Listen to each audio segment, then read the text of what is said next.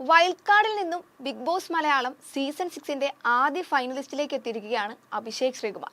Ticket to ഫിനാലയിൽ അതിഗംഭീര performance കാഴ്ചവെച്ചാണ് അഭിഷേക് ഈ നേട്ടം സ്വന്തമാക്കിയിരിക്കുന്നത്.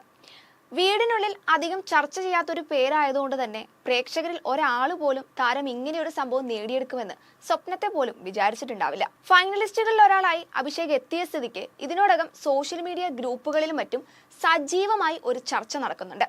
Jasmine versus Abhishek. നിലവിൽ ഫൈനലിസ്റ്റുകളായി എത്താൻ സാധ്യതയുള്ള രണ്ട് പേരുകളാണ് ജിൻഡോയും ജാസ്മിനും. ഒട്ടുമിക്ക പ്രഡിക്ഷൻ ലിസ്റ്റുകളിലും ഇരുവരുടെയും പേരുകൾ വന്നിട്ടുമുണ്ട്. ഇതിലേക്കാണ് അഭിഷേക് ഒട്ടും പ്രതീക്ഷിക്കാതെ കടന്നു വന്നിരിക്കുന്നത്. ജിൻഡോയെ മാറ്റി നിർത്തിയാൽ ജാസ്മിനും അഭിഷേകും തമ്മിൽ ഒരു ടൈറ്റ് കോമ്പറ്റീഷൻ പ്രതീക്ഷിക്കാമെന്നാണ് പ്രേക്ഷകർ പറയുന്നത്. അതിന്റെ പ്രധാന കാരണം ജാസ്മിനും അഭിഷേകും തമ്മിൽ അത്ര ടേംസിലല്ല എന്നതാണ്.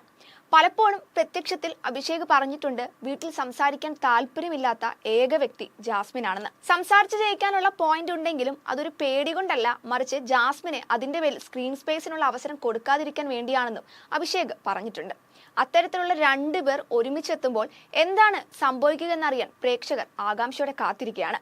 പ്രത്യേകിച്ച് അഭിഷേകിന്റെ ഗ്രാഫ് ഒറ്റയടിക്ക് ഉയർന്ന സ്ഥിതിക്ക്.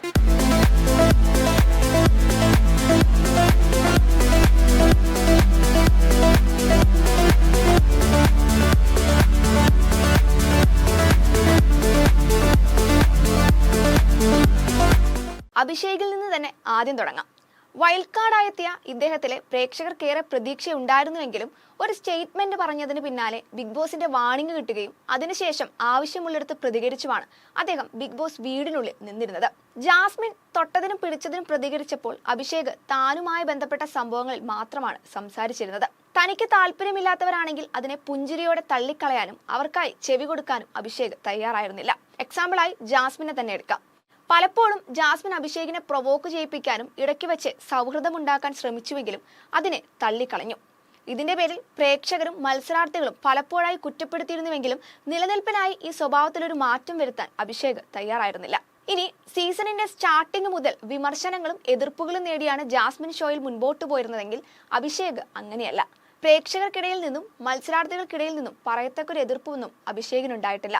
അതിനുള്ള പ്രധാന കാരണം തെറ്റുണ്ടെങ്കിൽ അത് അംഗീകരിക്കുകയും എത്ര സുഹൃത്താണെങ്കിലും തെറ്റിനെ ചൂണ്ടിക്കാട്ടുകയും ചെയ്യുക എന്നതാണ്. വീടിനുള്ളിലെ ഭൂരിഭാഗവും സ്വന്തം പ്രതിച്ഛായയ്ക്ക് മങ്ങലേൽക്കുമോ എന്ന ഭയത്തിൽ കാര്യങ്ങളെ സമീപിച്ചപ്പോൾ അഭിഷേക് ഇക്കാര്യത്തെക്കുറിച്ച് ഒട്ടും ബോധേഡായിരുന്നില്ല. ഇക്കാര്യത്തിൽ ജാസ്മിനും ഏറെക്കുറെ അങ്ങനെ തന്നെയായിരുന്നു. ഷോയിൽ എത്തിയെന്ന് കരുതി സ്വന്തം സ്വഭാവത്തിലും ബിഹേവിയറിലും ഒരു ചേഞ്ചും രണ്ടാളും വരുത്തിയിരുന്നില്ല. ഇനി സ്ക്രീൻ സ്പേസിന്റെ കാര്യത്തിലായാലും ക്യാമറ നോക്കി സംസാരിക്കുന്ന രീതി അഭിഷേകിന് ഒട്ടുമില്ല. ഫിസിക്കൽ ടാസ്കുകളിലായാലും അഭിഷേകിന്റെ ഏഴയലത്ത് വരാൻ പോലും ജാസ്മിന് സാധിക്കില്ല.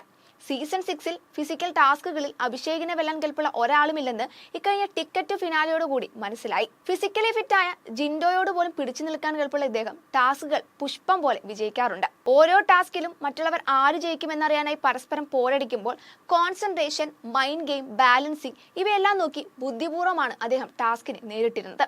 11th വീക്ക് വരെയും ബിഗ് ബോസ് വീട്ടിൽ ജാസ്മിന്റെ പേര് മാത്രമാണ് കേട്ടിരുന്നതെങ്കിൽ 12th വീക്ക് അഭിഷേകിന് മാത്രമുള്ളതാണ്. അങ്ങനെ മൊത്തത്തിൽ സൈലന്റ് ആയിരുന്നയാൾ തന്റെ സ്ഥാനം ടിക്കറ്റ് ടു ഫിനാലെ വരെ എത്തിച്ചിട്ടുണ്ടെങ്കിൽ ആളൊരു ചില്ലറക്കാരനല്ല. നിലവിൽ ജാസ്മിന് ജിൻഡോയേക്കാൾ ശക്തനായ ഒരു എതിരാളിയാണ് കിട്ടിയിരിക്കുന്നതെന്ന് ഉറപ്പാണ്.